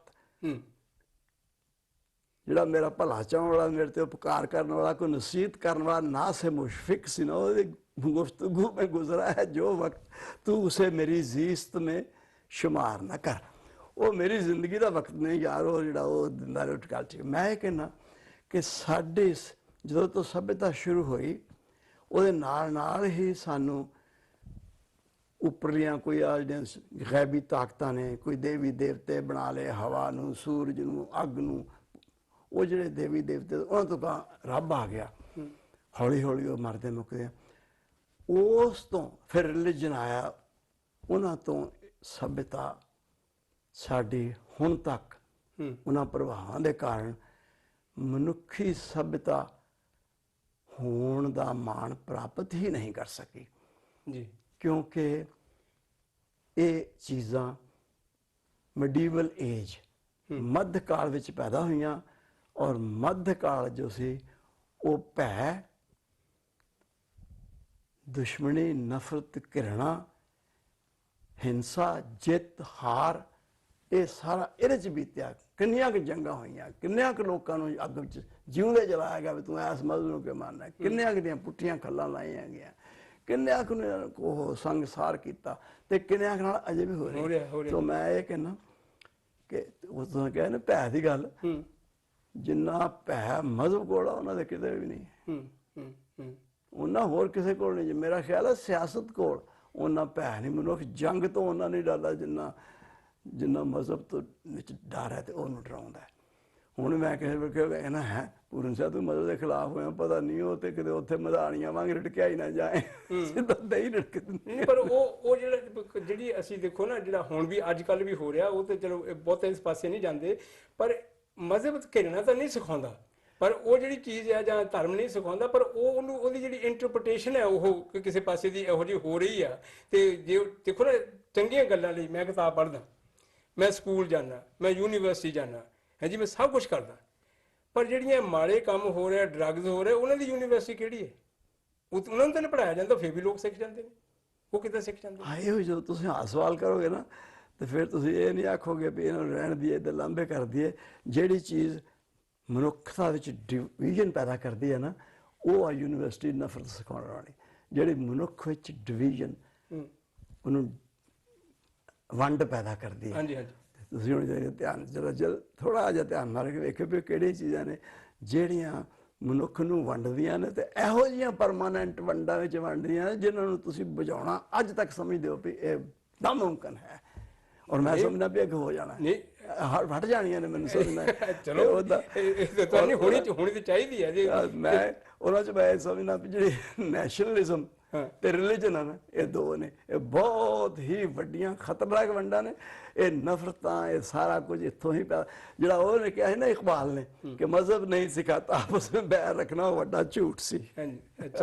ਵੱਡਾ ਝੂਠ ਸੀ। ਮਜ਼ਹਬ ਨਹੀਂ ਸਿਖਾਤਾ, ਸ਼ੀਆ ਸੁन्नी ਤੇ ਉਹਦੇ ਸਾਹਮਣੇ ਜੀਵ ਨਹੀਂ ਸਕਦੇ, ਇਕੱਠੇ ਹੋ ਗਏ। ਇਹ ਕਿਆ ਗੱਲਾਂ ਕਰਦੇ ਆ ਨਹੀਂ, ਪਰ ਅਸੀਂ ਜਿਹੜੀ ਗੱਲ ਹੈ ਨਾ, ਜੇ ਹੁਣ ਦੇਖੋ ਭੈ ਦੀ ਗੱਲ ਕਰਦੇ ਆ, ਜਿਹੜੀ ਉਹ ਦੂਸਰੀ ਹੈਗੀ ਆ ਵੀ ਆਉਣ ਵਾਲਾ ਜਿਹੜਾ ਕੱਲ ਹੈ, ਸਾਨੂੰ ਉਸ ਦਾ ਵੀ ਡਰ ਹੈ ਵੀ ਖਰੇ ਕੀ ਹੋਣਾ, ਤੇ ਜਿਹੜਾ ਅਸੀਂ ਕੱਲ ਬੀਤ ਗਿਆ ਹਾਂਜੀ, ਉਸ ਤੋਂ ਅਸੀਂ ਸਬਕ ਨਹੀਂ ਸਿੱਖ ਰਹੇ ਹਾਂਜੀ, ਤੇ ਜਿਹੜਾ ਕੋਲ ਸਮਾਂ ਹੈ ਸਾਡਾ, ਇਹਦੀ ਅਸੀਂ ਸਹੀ ਵਰਤੋਂ ਨਹੀਂ ਕਰ ਰਹੇ। ਮੈਨੂੰ ਯਾਦ ਹੈ ਕਿ ਛੋਟੇ ਹੁੰਦਿਆਂ ਪੰਜਾਬੀ ਦੀ ਇੱਕ ਮੁਹਾਵਰਿਆਂ ਦੀ ਹੁੰਦੀ ਸੀ ਗੱਲ, ਉਹ ਗਿਆ ਸੀ ਵੀ ਬੀਤ ਗਿਆ ਹੈ ਭੂਤ, ਭਵਿੱਖਤ ਅਜੇ ਨਾ ਆਇਆ, ਵਰਤਮਾਨ ਹੈ ਕੋਲ ਅਸਾਨਾ ਲਾਭ ਉਠਾਇਆ। ਬਿਲਕੁਲ, ਇਹ ਦੋ ਲਾਈਨਾਂ ਦੀ ਮੈਨੂੰ ਹਾਲੇ ਤੱਕ ਬਚਪਨ ਦੀ ਇਹ ਲਾਈਨਾਂ ਯਾਦ ਹੈ ਮੁਹਾਵਰੇ ਦੀਆਂ। ਉਹ ਚੀਜ਼ ਹੈਗੀ ਵੀ ਜਿਹੜਾ ਸਮਾਂ ਤਾਂ ਬੀਤ ਗਿਆ ਤੇ ਉਹਦੇ ਤੋਂ ਅਸੀਂ ਸਬਕ ਕੋਈ ਸਿੱਖਿਆ ਨਹੀਂ ਹਾਂਜੀ, ਤੇ ਜਿਹੜਾ ਆਉਣ ਵਾਲਾ ਆ ਉਹਦਾ ਪਤਾ ਕੁਛ ਨਹੀਂ, ਤੇ ਜਿਹੜਾ ਹੁਣ ਸਾਡੇ ਕੋਲ ਇਸ ਵੇਲੇ ਸਮਾਂ, ਇਹਦੇ ਵਿੱਚ ਤੇ ਅਸੀਂ ਆਪਣੇ ਆਪ ਨੂੰ ਸਹੀ ਕੁਛ ਕਰ ਸਕਦੇ ਹਾਂ ਕਿ ਨਹੀਂ ਕਰ ਸਕਦੇ? ਹਾਂ, ਉਹ ਤੁਸੀਂ ਚਾਹੁੰਦੇ ਕਿ ਮੈਂ ਸਵਾਲ ਦਾ ਜਵਾਬ ਦਿਆਂ? ਹਾਂਜੀ ਬਿਲਕੁਲ, ਇਹ ਹੈ ਜੀ। ਫਿਰ ਉਹੀ ਗੱਲਾਂ ਆ ਜਾਂਦੀਆਂ ਨੇ ਕਿ ਅਸੀਂ ਕਿੰਨੇ ਕੁ ਸਮੇਂ ਨੂੰ ਬੀਤ ਗਿਆ, ਕਿੰਨੇ ਜੇ ਜਿਸ ਤਰ੍ਹਾਂ ਉਹ ਨਾਸੇ ਨਾਲ ਗੁਫ਼ਤਗੂ ਦਾ ਸਮਾਂ ਮੇਰੀ ਜ਼ਿੰਦਗੀ ਦਾ ਹਿੱਸਾ ਨਾ ਬਣਾ, ਮੈਂ ਸਮਝਦਾ ਵੀ ਜੇ ਕਿਤੇ ਜਦੋਂ ਤੋਂ ਮਨੁੱਖ ਨੇ ਇਹਨਾਂ ਐਗਰੀਕਲਚਰ ਤੋਂ ਗਾਂ ਸ਼ੁਰੂ ਕੀਤੀ ਸਭਿਅਤਾ, ਇਕੱਠੇ ਰਹਿਣਾ ਸ਼ੁਰੂ ਹੋ ਗਿਆ, ਇਕੱਠੇ ਰਹਿਣ ਨਾਲ ਕਾਨੂੰਨ ਬਣਾਉਣੇ ਪੈ ਗਏ, ਉਸ ਤੋਂ ਮਗਰੋਂ ਸਾਰਾ ਕੁਝ ਫਿਰ ਨਾਲ ਝਗੜੇ ਵੀ ਹੋਣ ਲੱਗ ਪਏ, ਜਿਹੜੇ ਕੋਈ ਜੰਗਲੀ ਸਨ ਉਹਨਾਂ ਦਾ ਖੋਹਣ ਲੱਗ ਪਏ ਉਹਨਾਂ ਦੇ ਅੰਨ ਧਨ ਨੂੰ, ਫਿਰ ਇਸ ਤੋਂ ਲੜਾਈਆਂ, ਫਿਰ ਮਨੁੱਖ ਦਾ ਇਹ ਖਿਆਲ ਬਣ ਗਿਆ ਪਈ ਜ਼ੋਰ ਨਾਲ ਉਹਨਾਂ ਜੰਗਲੀ ਜਾਨਵਰ ਜੋ ਕਰਦੇ ਸਨ ਉਹ ਮਨੁੱਖ ਨੇ ਸਿੱਖ ਲਿਆ ਕਿ ਅਸੀਂ ਜ਼ੋਰ ਨਾਲ ਜ਼ਬਰਦਸਤੀ ਕਰਕੇ ਅਸੀਂ ਖੋਹ ਕੇ ਤੇ ਹਾਸਲ ਕਰ ਸਕਦੇ ਹਾਂ। ਔਰ ਇਹਨੂੰ ਗਾਂ ਸਭਿਅਤਾ ਨੇ ਇਸ ਖਿਆਲ ਨੂੰ ਬਹੁਤ ਪ੍ਰਫੁੱਲਤ ਕੀਤਾ ਹੈ। ਅਸੀਂ ਸਲਤਨਤਾਂ ਬਣਾਉਂਦਾ ਆਇਆ ਮਨੁੱਖ, ਉਹ ਚੰਗੇਜ਼ ਨੇ ਬਣਾਈਆਂ, ਰੋਮਨਾਂ ਨੇ ਬਣਾਈਆਂ। ਸਿਕੰਦਰ ਨੂੰ ਮੈਂ ਥੋੜ੍ਹਾ ਜਿਹਾ ਮਾਫ ਕਰਦਾ ਇਸ ਮਾਮਲੇ 'ਚ ਕਿ ਉਹ ਸਲਤਨਤਾਂ ਦੇ ਹੱਕ ਵਿੱਚ ਦੋਸਤੀਆਂ ਨੂੰ ਜ਼ਿਆਦਾ ਪਸੰਦ ਕਰਦਾ ਸੀ, ਔਰ ਜਦੋਂ ਵੀ ਜਾਂਦਾ ਸੀ ਉਹ ਜ਼ਰੂਰ ਕਹਿੰਦਾ ਸੀ ਵੀ ਮੇਰੇ ਨਾਲ ਦੋਸਤੀ ਕਰ ਲਓ, ਲੜਨ ਦਾ ਕੋਈ ਫਾਇਦਾ ਨਹੀਂ ਜੇ। ਅਤੇ ਜਿਹੜਾ ਕਰ ਲੈਂਦਾ ਸੀ ਉਹਦੇ ਨਾਲ ਲੜਦਾ ਨਹੀਂ ਸੀ ਉਹ। ਮੈਂ ਕਹਿੰਦਾ ਜੇ ਅਸ਼ੋਕ ਅਤੇ ਸਿਕੰਦਰ 50 ਸਾਲ ਦਾ ਉਹਨਾਂ 'ਚ ਫਰਕ ਨਾ ਹੁੰਦਾ ਤੇ ਦੁਨੀਆ ਬਿਲਕੁਲ ਹੋਰ ਤਰ੍ਹਾਂ ਦੀ ਹੋਣੀ ਸੀ, ਸ਼ਾਇਦ ਇੱਥੋਂ ਹੀ ਬਦਲ ਜਾਂਦੀ ਜੀ। ਤੇ ਅਸੀਂ ਹਰ ਵਕਤ ਫਿਰ ਸਾਡਾ ਵਿਸ਼ਵਾਸ ਇਹ ਬਣ ਗਿਆ ਹੋਇਆ ਵੀ ਇਹ ਜ਼ਿੰਦਗੀ ਇੱਕ ਜੱਦੋ-ਜਹਿਦ ਹੈ, ਇੱਕ ਜੰਗ ਹੈ, ਮਹਾਭਾਰਤ ਹੈ, ਔਰ ਉਸ ਮਹਾਭਾਰਤ ਵਿੱਚ ਇੱਕ ਕ੍ਰਿਸ਼ਨ ਚਾਹੀਏ, ਇੱਕ ਸ਼ਕੁਨੀ ਚਾਹੀਏ। ਸ਼ਕੁਨੀ ਵੀ ਹਮੇਸ਼ਾ ਜਿਉਂਦਾ ਰਹੇਗਾ, ਦੁਰਯੋਧਨ ਵੀ ਹਮੇਸ਼ਾ ਜਿਉਂਦਾ ਰਹੇਗਾ, ਤੇ ਕ੍ਰਿਸ਼ਨ ਵੀ ਹਮੇਸ਼ਾ ਜਿਉਂਦਾ ਰਹੇਗਾ। ਇਹ ਜਿੰਨਾ ਚਿਰ ਜਿਉਣਗੇ ਲੜਦੇ ਰਹਿਣਗੇ, ਕਿਉਂਕਿ ਸਾਰੇ ਲੜਾਕੇ ਹਨ। ਅਸੀਂ ਇਸ ਵਿਸ਼ਵਾਸ ਦੇ ਇੰਨੇ ਧਾਰਨੀ ਹੋ ਗਏ ਹੋਏ ਹਾਂ, ਔਰ ਇਹੋ ਸਾਡੇ ਸਾਰੀ ਮਾਨਸਿਕਤਾ ਨੂੰ ਢਾਲਦਾ ਜਾ ਰਿਹਾ ਵਾ, ਜਿਸ ਕਰਕੇ ਅਸੀਂ ਜੇ ਕਦੀ ਜਿਨ੍ਹਾਂ ਲੋਕਾਂ ਨੇ ਇਹਨਾਂ ਤੋਂ ਦੂਰ ਹੋ ਕੇ ਸੋਚਿਆ, ਕੋਈ ਆਦਮੀ ਪੈਦਾ ਹੋਏ, ਮੈਂ ਸਾਰੇ ਗੁਣ ਨਹੀਂ ਹੁੰਦੇ, ਮੈਂ ਜਰਮੀ ਬੈਂਥਮ ਦੀ ਗੱਲ ਕਰੂੰਗਾ। ਉਹਨੇ ਇੱਕ ਸੂਤਰ ਬਣਾ ਦਿੱਤਾ, ਇੱਕ ਫਾਰਮੂਲਾ ਬਣਾ ਦਿੱਤਾ ਭਈ ਉਹ ਸੰਸਥਾ, ਉਹ ਕਾਨੂੰਨ, ਉਹ ਜੱਦੋ-ਜਹਿਦ, ਉਹ ਕੰਮ, ਉਹ ਖਿਆਲ, ਉਹ ਫਿਲਾਸਫੀ, ਉਹ ਸੋਚ ਚੰਗੀ ਹੈ ਜਿਹੜੀ ਬਹੁਤੇ ਆਦਮੀਆਂ ਨੂੰ ਬਹੁਤੀ ਖੁਸ਼ੀ ਦੇਣ ਦੇ ਖਿਆਲ ਨਾਲ ਪੈਦਾ ਕੀਤੀ ਜਾਏ ਜਾਂ ਦਿੰਦੀ ਹੈ। ਉਹ ਚੰਗੀ, ਬਹੁਤੇ ਆਦਮੀਆਂ ਨੂੰ ਬਹੁਤੀ ਤੋਂ ਬਹੁਤੀ ਖੁਸ਼ੀ ਦੇ ਸਕੇ, ਉਹ ਚੀਜ਼ ਉਹ ਹੈ ਅਸਲ ਵਿੱਚ ਦੁਨੀਆ ਦੇ। ਅਸੀਂ ਇਸ ਗੱਲ ਨੂੰ ਸੋਚਿਆ ਹੀ ਨਹੀਂ। ਜਦੋਂ ਅਸੀਂ ਜਿੱਤਾਂ ਵਿੱਚ ਜੰਗਾਂ 'ਚ ਪੈ ਰਹੇ ਹਾਂ, ਸਲਤਨਤਾਂ ਵੱਡੀਆਂ ਬਣਾਉਂਦੇ ਰਹੇ ਹਾਂ, ਉਹਨਾਂ ਵਿੱਚੋਂ ਜੋ ਕੁਛ ਵੀ ਪੈਦਾ ਹੋਣਾ ਸੀ ਉਹਦੇ ਨਾਲ ਹੋ ਗਿਆ। ਅਸੀਂ ਅਜੇ ਤੱਕ ਸਭਿਅਤਾ, ਮੈਂ ਅੱਜ ਦੇ ਮਨੁੱਖ ਨੂੰ ਵੀ ਅਰਧ ਸਭਿਅ ਸਮਝਣਾ। ਅਰਧ ਸਭਿਅ ਤੋਂ ਮੇਰਾ ਮਤਲਬ ਉਹ ਹੈ ਬਾਰਬੇਰੀਅਨ ਸਮਝਦਾ ਹਾਂ ਮੈਂ ਉਹਨੂੰ। ਅੱਜ ਦੇ ਮਨੁੱਖ ਨੂੰ ਵੀ ਕੋਈ ਵਿੱਚ ਟਾਵਾਂ ਕੋਈ ਹਰਿਆ ਬੂਟ ਰਹੇ ਹੋ ਰਹੀ ਸ਼ਾਇਦ ਹੋਏਗਾ ਕੋਈ, ਉੱਦਾਂ ਹਰ ਮਨੁੱਖ ਅਸਲ 'ਚ ਬਾਰਬੇਰੀਅਨ ਹੈ, ਕਿਉਂਕਿ ਸਾਡੀ ਸਭਿਅਤਾ ਨਹੀਂ ਹੈ। ਔਰ ਜਿੰਨਾ ਚਿਰ ਅਸੀਂ ਇਸ ਜ਼ਿੰਦਗੀ ਨੂੰ ਕਿਸੇ ਪ੍ਰਲੋਕ ਨਾਲੋਂ ਜ਼ਿਆਦਾ ਮਹੱਤਵਪੂਰਨ ਨਾ ਸਮਝਾਂਗੇ, ਇਹਦੇ ਵੱਲ ਆਪਣਾ ਪੂਰਾ ਧਿਆਨ ਨਾ ਦਿਆਂਗੇ, ਉਨਾ ਚਿਰ ਤੱਕ ਅਸੀਂ ਇਸ ਜ਼ਿੰਦਗੀ ਦੀ ਇੱਜ਼ਤ ਕਰਨਾ ਨਹੀਂ ਸਿੱਖਾਂਗੇ। ਜਿਸ ਦਿਨ ਸਿੱਖ ਜਾਵਾਂਗੇ ਉਹ ਦਿਨ ਸਾਰੀਆਂ ਗੱਲਾਂ, ਮੇਰੀ ਮਾਂ ਨੂੰ ਕਿਸੇ ਕੋਲ ਕੰਨ ਬਣਾ ਕੇ ਮੈਨੂੰ ਜਿਉਂਦਾ ਰੱਖਣ ਦੀ ਆਸ ਨਹੀਂ ਕਰਨੀ ਪਏਗੀ। ਮੈਡੀਕਲ ਸਾਇੰਸ ਤੁਹਾਡੇ ਸਾਹਮਣੇ ਹੈ, ਉਹ ਬਹੁਤ ਗੱਲਾਂ ਕਰ ਸਕਦੀ ਹੈ। ਤੁਹਾਡੇ ਸਾਹਮਣੇ ਵੈਲਫੇਅਰ ਸਟੇਟ ਹੈ, ਉਹ ਹਰ ਲੂਲੇ ਪਿੰਗਲੇ ਨੂੰ, ਚੂੰਕਿ ਉਹ ਜਨਮ ਲੈ ਕੇ ਇੱਥੇ ਆ ਗਿਆ, ਉਸ ਨੂੰ ਪਾਲਣ ਦਾ ਜ਼ਿੰਮਾ ਲੈਂਦੀ ਹੈ। ਮਗਰ ਜਿਹੜੇ ਕਹਿ ਦੇਣਗੇ ਵੀ ਨਹੀਂ ਇਹਦਾ ਕਿਸਮਤ ਦਾ ਪਿਛਲੀ ਦਾ ਫਲ ਹੈ, ਇਹ ਜਨਮ ਪਿਛਲੇ ਜਨਮਾਂ 'ਚ ਕਰਦਾ ਹੈ, ਉਹ ਸਾਰੀਆਂ ਗੱਲਾਂ ਸਾਨੂੰ ਉਹ ਸਭਿਅਤਾ ਨੇ ਦਿੱਤੀਆਂ ਹੋਈਆਂ ਨੇ, ਜਿਹਨੂੰ ਮੈਂ ਬਾਰਬੇਰੀਅਨਿਜ਼ਮ ਕਹਿੰਦਾ ਹਾਂ। ਇਸੇ ਲਈ ਸਾਰੇ ਤੁਹਾਡੇ ਇਹੋ ਜਿਹੇ ਸਵਾਲਾਂ ਦਾ ਵੀ ਕਿਉਂ ਗਾਂਗਾ ਵੱਧਦਾ ਜਾਂਦਾ, ਉਹਨਾਂ ਸਵਾਲਾਂ ਦਾ ਜਵਾਬ ਇਹ ਹੈ ਕਿ ਅਸੀਂ ਅਜੇ ਵੀ ਉਸ ਰਸਤੇ ਉੱਤੇ ਤੁਰੇ ਜਾ ਰਹੇ ਹਾਂ ਜਿਹਦੇ ਸਾਡੀ ਜੰਗਲਿਤ ਜਿਹੜੇ ਹੈ ਨਾ ਉਹ ਜ਼ਿਆਦਾ ਕੰਮ ਕਰ ਰਹੇ ਹੈ। ਤੇ ਜੇ ਅਗਰ ਇਸ ਨੂੰ ਅਸੀਂ ਥੋੜਾ ਜਿਹਾ ਮੋੜ ਕੇ ਲਿਆਵਾਂਗੇ ਤੇ ਫਿਰ ਜਿਹੜੀ ਸਾਡੀ ਥੀਮ ਹੈ ਘਰ ਸੁੱਖ ਵਸਿਆ ਵਾਲਾ, ਉਸ ਪਾਸੇ ਨੂੰ ਤੁਰ ਸਕਦੇ। ਬਸ ਉਦੋਂ ਹੀ ਆਏਗੀ ਇਹ ਜਦੋਂ ਅਸੀਂ ਘਰਾਂ ਵਿੱਚ, ਤੇ ਘਰ ਇਹੋ ਜਿਹੇ ਜਿਹਦੇ ਵਿੱਚ ਪੂਰਾ ਪਰਿਵਾਰ ਰਹਿੰਦਾ ਹੋਏ, ਉਸ ਪੂਰੇ ਪਰਿਵਾਰ 'ਚ ਰਹਿੰਦਿਆਂ ਹੋਇਆਂ ਬੁਢਾਪਾ ਬਿਲਕੁਲ ਨਕੰਮਾ, ਯੂਜ਼ਲੈਸ, ਬੇਫਾਇਦਾ ਨਹੀਂ ਸਮਝਿਆ ਜਾਏ। ਉਹ ਥੋੜ੍ਹਾ ਕੰਮ ਆਉਂਦਾ ਹੋਏ ਆਪਣੇ ਟੱਬਰ ਦੇ, ਆਪਣੇ ਬੱਚਿਆਂ ਦੇ, ਆਪਣੇ ਪੁੱਤਰਾਂ ਧੀਆਂ ਪੋਤਿਆਂ ਪੋਤੀਆਂ ਦੇ, ਉਹ ਆਪਣਿਆਂ ਨੂੰ ਯੂਸਫੁਲ ਸਮਝ ਕੇ ਜਿਉਂਦਾ ਹੋਏ, ਉਹਨੂੰ ਮਾਣ ਹੋਏ ਆਪਣੇ ਜੀਵਨ ਉੱਤੇ, ਉਹੋ ਜਿਹਾ ਬੁਢਾਪਾ ਹੋਏ, ਇਹੋ ਜਿਹਾ ਬਚਪਨਾ ਹੋਏ ਜਿਹੜਾ ਬੁਢਾਪੇ ਨੂੰ ਪਿਆਰ ਕਰ ਸਕਦਾ ਹੋਏ, ਉਹਦੀ ਗੋਦੀ 'ਚ ਬੈਠ ਸਕਦਾ ਹੋਏ। ਅਤੇ ਇਹੋ ਜਿਹੇ ਜਵਾਨ ਬੱਚੇ ਹੋਣ ਜੋ ਆਪਣੀ ਕਮਾਈ ਦਾ ਬਹੁਤਾ ਸਾਰਾ ਹਿੱਸਾ ਆਪਣੇ 'ਤੇ ਖਰਚ ਕਰਦਿਆਂ ਹੋਇਆਂ ਵੀ ਕੋਈ ਥੋੜ੍ਹਾ ਜਿਹਾ ਹਿੱਸਾ ਬੁਢਾਪੇ ਉੱਤੇ ਖਰਚ ਕਰਦੇ ਹੋਣ। ਜਦੋਂ ਇੱਦਾਂ ਹੋ ਜਾਏਗਾ, ਔਰ ਇਹ ਜਿਹੜੀ ਸਾਰੀ ਦੀ ਸਾਰੀ ਚੈਰਿਟੀ ਆ, it will begin at home, ਇਹ ਘਰ ਤੋਂ ਸ਼ੁਰੂ ਹੋਏਗੀ, ਅਤੇ ਘਰ ਸੁੱਖ ਵਸਿਆ ਤਾਂ ਫਿਰ ਬਾਹਰ ਵੀ ਸੁੱਖ ਪਾਇਆ ਜਾਏਗਾ। ਮੇਰਾ ਇਹ ਖਿਆਲ ਹੈ। ਪ੍ਰੋਫੈਸਰ ਸਾਹਿਬ, ਮੈਂ ਮੇਰੇ ਕੋਲ ਲਫ਼ਜ਼ ਨੇ ਜਿਨ੍ਹਾਂ ਦਾ ਮੈਂ ਧੰਨਵਾਦ ਕਰ ਸਕਾਂ ਆਪ ਜੀ ਦਾ ਸਮਾਂ ਦੇਣ ਦਾ, ਔਰ ਇੰਨੀਆਂ ਡੂੰਘੀਆਂ ਗੱਲਾਂ।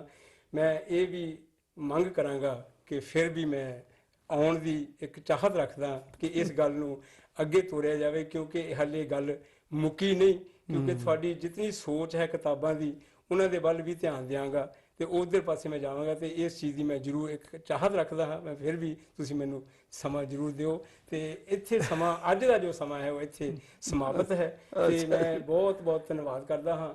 ਸੋ ਸਿੱਖ ਚੈਨਲ ਦੇ ਪਿਆਰੇ ਦਰਸ਼ਕੋ, ਇਹ ਸਨ ਪ੍ਰੋਫੈਸਰ ਪੂਰਨ ਸਿੰਘ ਜੀ UK, ਜਿਨ੍ਹਾਂ ਦੀਆਂ ਕਿਤਾਬਾਂ ਤੋਂ ਮੈਂ ਬੜਾ ਇੰਸਪਾਇਰ ਹੋ ਕੇ ਇਹਨਾਂ ਦੇ ਗ੍ਰਹਿ ਵਿਖੇ ਪਹੁੰਚਿਆ। ਤੇ ਜੋ ਅੱਜ ਅਸੀਂ ਗੱਲਾਂ ਕਰ ਰਹੇ ਹਾਂ, ਇਹ ਕਹਾਣੀ ਬੜੀ ਲੰਬੀ ਹੈ, ਇਹ ਤਾਂ ਹਜੇ ਸ਼ੁਰੂ ਹੀ ਹੋਈ ਹੈ। ਜਿਵੇਂ ਇਹਨਾਂ ਦੀ ਕਿਤਾਬਾਂ ਸੋਚ ਦਾ ਸਫ਼ਰ, ਉਹ ਹਲੇ ਗੱਲ ਕਰਨੀ ਹੈ, ਜਿਹੜੀਆਂ 3 ਵੋਲੀਅਮ ਲਿਖ ਚੁੱਕੇ ਨੇ। ਹੋ ਸਕਦਾ ਹਲੇ ਉਹਦੇ 4 ਵੋਲੀਅਮ ਤੇ 5 ਵੋਲੀਅਮ ਕਿੱਥੇ ਆ, ਉਹ ਸੋਚ ਜਿਹੜੀ ਹੈ ਉਹਦੇ ਵੱਲ ਵੀ ਧਿਆਨ ਦੇਣਾ ਹੈ। ਸੋ ਘਰ ਸੁੱਖ ਵਸਿਆ ਬਾਹਰ ਸੁੱਖ ਪਾਇਆ, ਉਹਨਾਂ ਦੇ ਬਾਰੇ ਇਹ ਜਿਹੜੀਆਂ ਗੱਲਾਂ ਅੱਜ ਕੀਤੀਆਂ ਹਨ, ਮੈਂ ਇਹਨਾਂ ਦਾ ਬਹੁਤ ਬਹੁਤ ਧੰਨਵਾਦੀ ਹਾਂ। ਤੁਸੀਂ ਇਸੇ ਤਰ੍ਹਾਂ ਸਿੱਖ ਚੈਨਲ ਦੇਖਦੇ ਰਹੋ। ਬੁੱਧਵਾਰ ਨੂੰ 7:30 ਵਜੇ ਇਹ ਸ਼ੋਅ ਹੋਵੇਗਾ, ਤੇ ਮੈਂ ਜਿਵੇਂ ਕਿਹਾ, ਮੈਂ ਫਿਰ ਮੁੜ ਕੇ ਇਹਨਾਂ ਦੇ ਕੋਲ ਆਉਣ ਦੀ ਕੋਸ਼ਿਸ਼ ਕਰਾਂਗਾ ਤਾਂ ਕਿ ਇਸ ਗੱਲ ਨੂੰ ਅੱਗੇ ਵਧਾਇਆ ਜਾਵੇ। ਅੱਜ ਇੱਥੇ ਹੀ ਸਮਾਪਤੀ ਹੈ। ਮੇਰੀ ਕਿਸੇ ਕਿਸਮ ਦੀ ਗਲਤੀ ਕਰ ਗਿਆ ਹਾਂ, ਜ਼ਰੂਰ ਮਾਫ ਕਰ ਦੇਣਾ। ਤੁਸੀਂ ਇਸੇ ਤਰ੍ਹਾਂ ਸਿੱਖ ਚੈਨਲ ਦੇਖਦੇ ਰਹੋ। ਸਿੱਖ ਚੈਨਲ ਹਮੇਸ਼ਾ ਹੀ ਕੋਸ਼ਿਸ਼ ਕਰਦਾ ਹੈ ਕੋਈ ਨਵੀਂ ਗੱਲ ਲੈ ਕੇ ਤੁਹਾਡੇ ਸਾਹਮਣੇ ਆਵੇ। ਆਓ ਵਿਦਾਇਗੀ ਦੀ ਫਤਿਹ ਬੁਲਾਓ, ਤੇ ਫਿਰ ਅਗਲੇ ਸ਼ੋਅ ਤੱਕ ਇਜਾਜ਼ਤ ਦਿਓ। ਵਾਹਿਗੁਰੂ ਜੀ ਕਾ ਖਾਲਸਾ, ਵਾਹਿਗੁਰੂ ਜੀ ਕੀ ਫਤਿਹ। ਘਰ ਸੁਖ ਵਸਿਆ ਬਾਹਰ ਸੁਖ ਪਾਇਆ।